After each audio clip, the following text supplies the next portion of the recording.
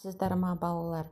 Менің есімім Уразгалиева Айғаным Комашевна. Батыс Қазақстан облысы Бөрлі ауданы Ақсай қаласындағы номер 6 мектеп лицейінің бастауыш сынып мұғалімімін. Бүгін 3 сыныпта қазақ тілі бөлімі мерекелер мен демалыс мәдениеті. Сабақтың тақырыбы сан есім. Оқу мақсаты сөйлемнен сөз таптарын зат есім, сын есім, сан есім, етістік табу. Балалар, сөз таптарын қайталайықшы, сөз таптарына не жатады? Дұрыс, балалар. Зат есім, етістік, сын есім, сан есім. Қане сұрақтарын қайталайық. Сан есім қандай сұрақтарға жауап береді? Дұрыс. Қанша, неше, нешінші. Сын есім қандай, қай. Етістік не істеді, не қылды, қайтты. Зат есім кім, кімдер, не, нелер. Қане балалар, енді зат есімге мысал келтіріңдер. Әке, қандай сұрақ қоямыз?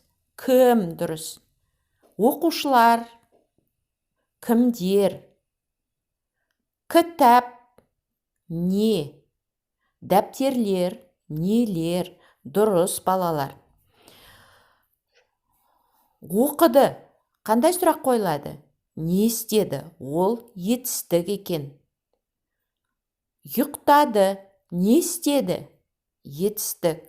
Сын есімге қызыл, қандай. Көгала, қандай деген сұраққа жауап береді екен. Ал 77-ші қандай сұрақ қоямыз? Нешінші? 9 қандай сұрақ қойымыз? Неше? Дұрыс, балалар. Бүгін балалар сан есімнің ережесін есімізге түсірейік. Сан есім дегеніміз заттың санын білдіретін сөз табы. Сұрақтары қанша, неше, нешінші.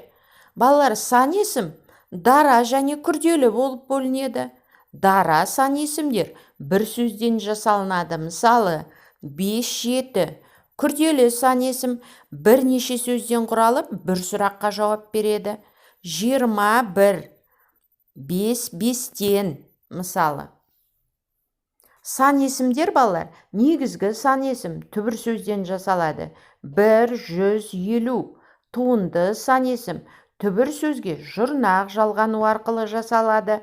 Бірінші, жүздей, бестік. Сан есім есептік сан есім болып, заттың нақты санын білдіреді. Мысалы, сұрағы неше, нешінші? 1-50. Реттік сан есім заттың қатарын, ретін білдіреді. Ыншы, інші, інші, ыншы жұрнақтары жалғану арқылы жасалады. Сұрақтары нешінші? 1-ші, 250-ші.